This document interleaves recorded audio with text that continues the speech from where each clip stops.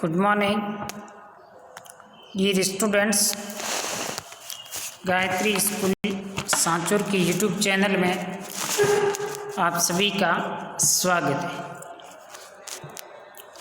इस चैनल को ज़्यादा से ज़्यादा सब्सक्राइब कीजिए, लाइक शेयर एवं कमेंट जरूर करें ताकि आपको एग्रीकल्चर बायोलॉजी से संबंधित नई क्लास उपलब्ध हो सके। अपन ने खरीफ की फसलों के रोग और रबी की फसलों के रोग के बारे में पढ़ लिया था। आज ऐसे कुछ महत्वपूर्ण फल हैं, उस फलों की रोग का कारण, रोग के लक्षण और इसको नियंत्रित करने के उपायों के बारे में जानकारी हासिल करवाएंगे। तो आज का सबसे पहला जो फल रहेगा वो है नींबू का सिट्रस कैंकर रोग। ठीक है, क्या इस रोग के लक्षण हैं, क्या इसका रोगजनक है और इसको प्रबंधित करने के क्या उपाय हो सकते हैं। ठीक है, नींबू का सिट्रस कैंकर रोग, ये रोग नींबू वंश का एक महत्वपूर्ण रोग है जो विश्व के सभी नींबू उत्पादक क्षेत्रों में पाया जाता है। इस रोग की उत्पत्ति स्थान भारत या जावा को माना जाता है। इस रोग को भारत में नासुर के नाम से भी जाना जाता है।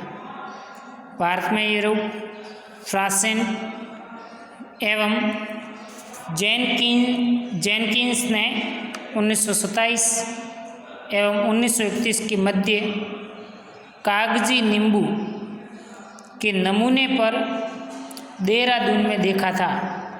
वहीं जावा में 1882 एवं 1844 के मध्य सिट्रस ऑरेंटिफोलिया के नमूनों पर भी देखा गया था। ये रोग भारत एवं चीन में गंभीर समस्या है। संयुक्त राज्य अमेरिका के कैलिफोर्निया प्रांत में इस रोग के उन्मूलन हेतु 1914 से 1931 तक एक विशेष कार्यक्रम चलाया गया तथा संगरोध नियमन लागू किए गए थे। फ्लोरिडा का सिट्रस उन्मूलन एक विशेष ऐतिहासिक घटना थी जिसमें संपूर्ण उद्यानों को नष्ट कर दिया गया था। सिम्टम्स, लक्षण। इस रोग के लक्षण वृक्ष की पत्तियों, टहनियों, पुरानी शाखाओं, फलों, कांटों पर दिखाई देते। सर्वप्रथम रोगग्रस्त पत्तियों पर छोटे गोलाकार जल सिक्त धब्बे दिखाई देते। पत्तियों पर बने धब्बे पीले, भूरे, उभरे हुए दानों के समान होते। धब्बों के चारों ओर पीला आभा मंडल होता है। प्रारंभ में पत्ती की निचली सतह पर प्रकट होते हैं जो बाद में ऊपरी सतह पर दिखाई देते। समय के साथ साथ ये धब्बे सफ़ेद से धूसर रंग के, मध्य से खुरदरे, रुक्ष, कठोर सदृश काष्ठीय हो जाते। ये कैंकर 1 mm से 1 सेंटीमीटर तक आकार के होते हैं तथा टहनियों एवं शाखाओं पर आपस में मिलकर विक्षत का रूप ले लेते एवं शाखाओं एवं टहनियों को कमज़ोर कर देते हैं। फलों पर भी पत्तियों के समान विक्षत बनते हैं, परंतु इनमें आभा मंडल पर काला कैंकर, जिसके मध्य क्रिएटर लाइक गड्ढा होता है जो फल की गुणवत्ता को कम कर देता है। रोगजनक, इसका रोगजनक है वो है ज़ैंथोमोनास एक्सोनोपोडिस पैथोवार सिट्राई। ध्यान रहे, नींबू का सिट्रस कैंकर ज़ैंथोमोनास एक्सोनोपोडिस फेथोवार सिट्राई नामक जीवाणु से होता है। सर्वप्रथम हसी ने 1915 में सिट्रस कैंकर रोग की जीवाणु जनित प्रकृति का पता लगाया तथा प्रारंभ में ज़ैंथोमोनास सिट्राई को रोगजनक के रूप में माना गया, जिसके बाद में ज़ैंथोमोनास कंपेस्टिस्ट व आजकल ज़ैंथोमोनास एक्सोनोपोडिस पैथोवार सिट्राई के रूप में जाना जाता है। ज़ैंथोमोनास जीवाणु छोटा, दंडाकार, एकल कशाभिकीय, ग्राम अग्राही, वायवीय प्रकृति के होते हैं। इनका निवह चमकीले पीले रंग की होती है।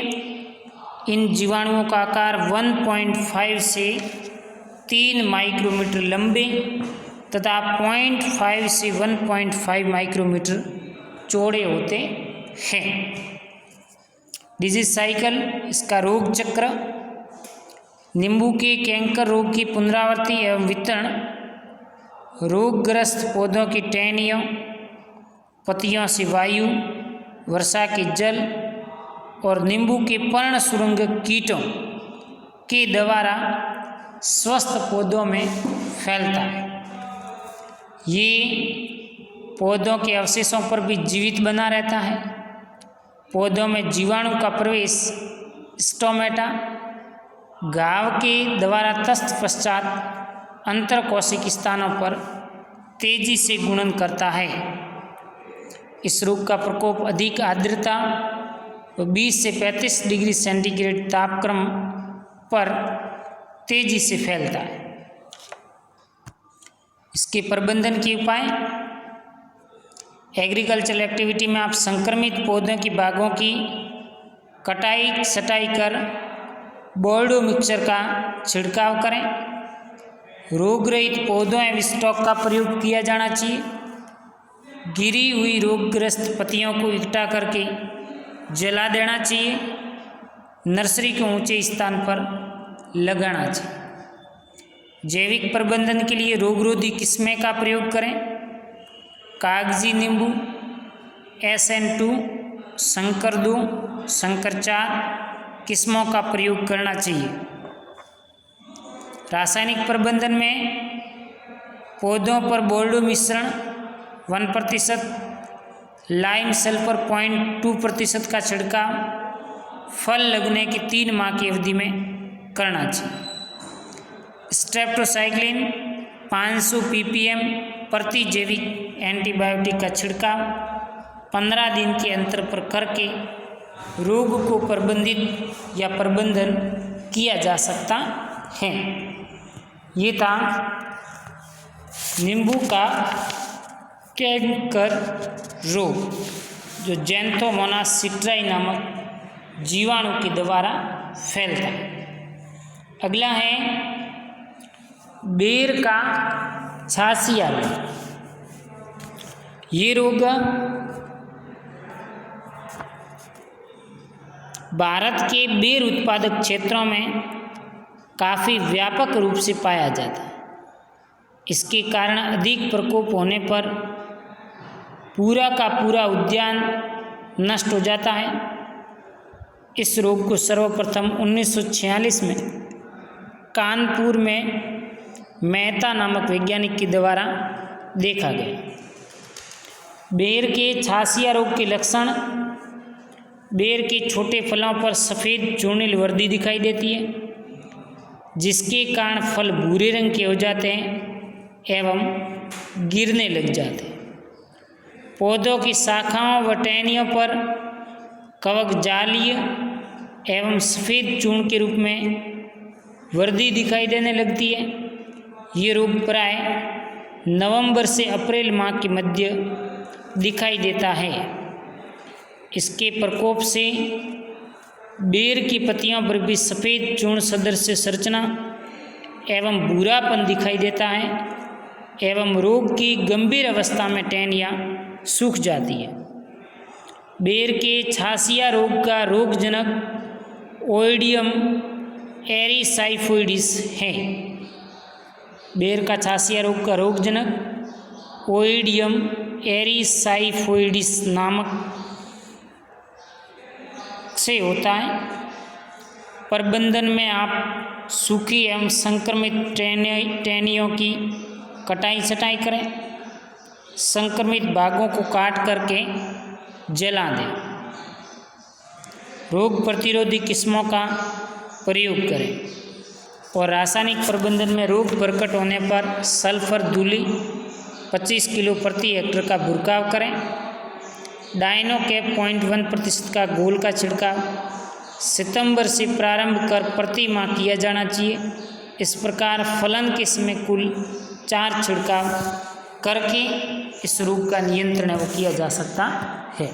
Okay, thank you.